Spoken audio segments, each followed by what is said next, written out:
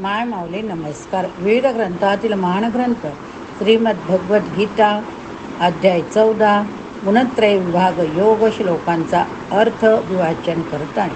ओम श्री परमात्मने नमः. श्री भगवान म्हणाले, ज्ञानातील अतिउत्तम ते परमज्ञान मी तुला पुन्हा सांगतो की जे जाणल्याने सर्व मुनिजन या संसारातून मुक्त होऊन परमसिद्धी पावले आहेत. हे ज्ञान धारण करून माझ्या स्वरूपाला प्राप्त झालेले पुरुष सृष्टीच्या आरंभी पुन्हा जन्माला येत नाहीत आणि प्रलयकाळी व्याकुळ होत नाही. हे अर्जुना, माझी महद ब्रह्मरूप मूळ प्रकृती संपूर्ण भूतांची योनी म्हणजे गर्भधारणा करण्याचे स्थान आणि मी त्या योनीच्या ठिकाणी चेतन समुदाय रूप गर्भाची स्थापना करतो.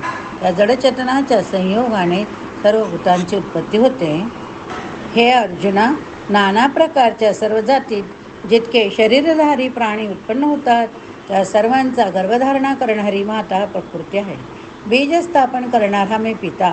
हे अर्जुना, सत्वगुण, रजोगुण, तमोगुण हे प्रकृतीपासून उत्पन्न झालेले तिन्ही गुण विनाशी जीवात्म्याला शरीरात बांधून ठेवतात. हे निष्पापा, तर तीन गुणांमधील सत्वगुण निर्मळ प्रकाश उत्पन्न करणारा आणि विकाररहित आहे. तो सुखासंबंधीच्या ज्ञानासंबंधीच्या अभिमानाने बांधतो. हे अर्जुना, रागरूप रजगुण इच्छा आसक्ती यापासून उत्पन्न झालेला असे समज तो या जीवात्म्याला कर्माच्या त्यांच्या फळाच्या संबंधाने बांधतो. हे अर्जुना, सर्व देहाभिमानी पुरुषांना मोह पाडणारा तमोगुण अज्ञानापासून उत्पन्न झालेला आहे असे समज तो या जीवात्म्याला प्रमाद, आळस आणि झोप यांनी बांधतो. हे अर्जुना, सत्वगुण सुखाला, रजोगुण कर्माला तसेच तमोगुण ज्ञानाला झाकून प्रमाद करणाऱ्याला ही प्रवृत्त करतो. इंद्रियांच्या अंतकरणाच्या अर्थशून्य क्रिया म्हणजे प्रमाद. कर्तव्य कर्माकडे दुर्लक्ष करून निरुद्योगी राहावेसे वाटणे म्हणजे आळस. आणि अर्जुना, रजोगुण तमोगुण यांना दडपून सत्वगुण वाढतो. सत्वगुण तमोगुणाला दडपून रजोगुण वाढतो. तसेच सत्वगुण रजोगुणाला दडपून तमोगुण वाढतो. ज्यावेळी या देहात अंतकरणात इंद्रियात चैतन्य विवेकशक्ती उत्पन्न होते त्यावेळी असे समजावे की सत्वगुण वाढला आहे. हे अर्जुना, रजोगुण वाढल्यावर लोभ, प्रवृत्ती, स्वार्थाने प्रेरित होऊन फळांच्या इच्छेने कर्माचा आरंभ, अशांती, विषय भोगांची लालसा ही सर्व उत्पन्न होतात. हे अर्जुना, तमोगुण वाढल्यावर अंतकरण इंद्रिय यात अंधार, कर्तव्य कर्मात प्रवृत्ती नसणे, व्यर्थ हालचाली आणि झोप इत्यादी अंतकरणाला मोहित करणाऱ्या वृत्ती हे सर्व उत्पन्न होतात. जेव्हा हा मनुष्य सत्वगुण वाढलेला असताना मरण पावतो तेव्हा तो उत्तम कर्म करणाऱ्याच्या निर्मळ दिव्य स्वर्गादी लोकात जातो. रजोगुण वाढलेला असता मरण पावल्यास कर्माची आसक्ती असणाऱ्या मनुष्यात जन्मतो. तसेच तमोगुण वाढला असता मेलेला माणूस, किडा, पशु इत्यादी मूढ विवेकशून्य जातीत जन्मतो. श्रेष्ठ म्हणजे सात्विक कर्माचे सात्विक अर्थात सुख, ज्ञान, वैराग्य इत्यादी निर्मळ फळ सांगितले. राजस कर्माचे फळ दुःख तसेच तामस कर्माचे फळ अज्ञान सांगितले आहे. सत्वगुणापासून ज्ञान उत्पन्न होते. रजोगुणापासून निसंशय लोभ, तमोगुणापासून प्रमाद आणि मोह उत्पन्न होतात. अज्ञानही होते.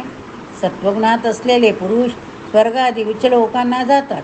रजोगुणात असलेले पुरुष मध्य लोकात म्हणजे मनुष्य लोकातच राहतात. तमोगुणाचे कार्य असलेल्या निद्रा, प्रमाद, आळस इत्यादीत रज असलेले तामसी पुरुष अधोगतीला अर्थात कीटक, पशु इत्यादी नीच योनीत तसेच नरकात जातात.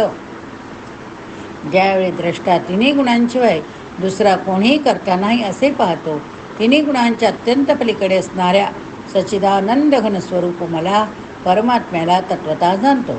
त्यावेळी तो माझ्या स्वरूपाला प्राप्त होतो.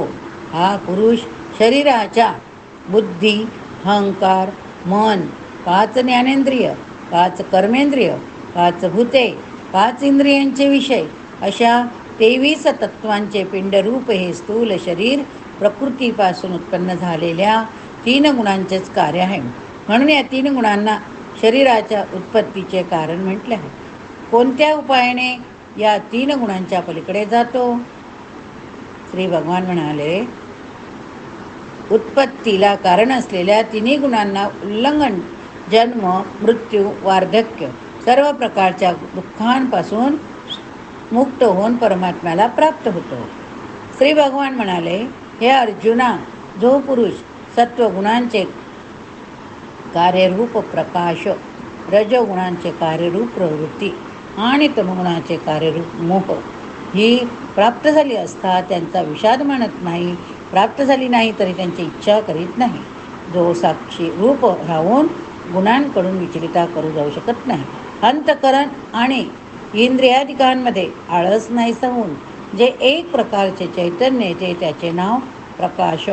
निद्रा आणि आळस इत्यादी वाढल्यामुळे अंतकरण इंद्रियातील चेतनाशक्तीचा लय होण्याला येथे मोह असे समजावे.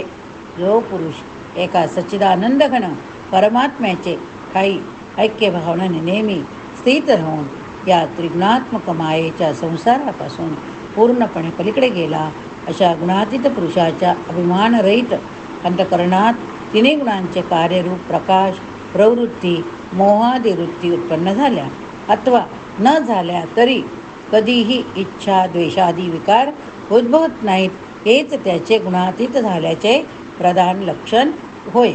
विचार शकत नाही आणि गुणच गुणात वावरत आहेत असे समजून जो सच्चिदानंद घन परमात्म्यात एकरूप होऊन राहतो व त्या स्थितीपासून कधी ढळत नाही. जो पुरुष निरंतर आत्मभावात राहून सुख दुःख समान मानतो, माती दगड सोने यांना सारखेच मानतो, ज्याला आवडती व नावडती गोष्ट सारखीच वाटते, जो ज्ञानी आहे, स्वतःची निंदा स्तुती ज्याला समान वाटतात, जो मान अपमान सारखेच मानतो, ज्याची मित्र शत्रू या दोघांविषयी समान वृत्ती असते, तसेच सर्व कार्यात ज्याला विकणारा हा अभिमान नसतो, त्याला गुणातीत म्हणतात. त्रिगुणात्मक मायेपासून उत्पन्न झालेल्या अंतकरणास इंद्रियांचे आपापल्या विषयात वावरणे हेच गुणांचे गुणात वावरणे होय. आणि जो पुरुष अव्यभिचारी भक्तियोगाने मला निरंतर बसतो, तो सुद्धा या 3 गुणांना पूर्णपणे उल्लंघून सच्चिदानंद घन ब्रह्माला प्राप्त होण्यास योग्य ठरतो. केवळ एक सर्वशक्तिमान परमेश्वर वासुदेव भगवानालाच आपला स्वामी मानून स्वार्थ अभिमान सोडून श्रद्धा भक्तियुक्त परमप्रेमाने निरंतर चिंतन करणाऱ्यालाच अविचारी भक्तियोग म्हणतात. ओम तत्सदिति श्रीमद्भगवद्गीतासु उपनिषत्सु ब्रह्मविद्यायां योगशास्त्रे श्रीकृष्णार्जुन संवादे गुणत्रय विभाग योगो नाम चतुर्थोऽध्यायः समाप्तम्. शुभं भवतु. श्रीकृष्णार्पणमस्तु.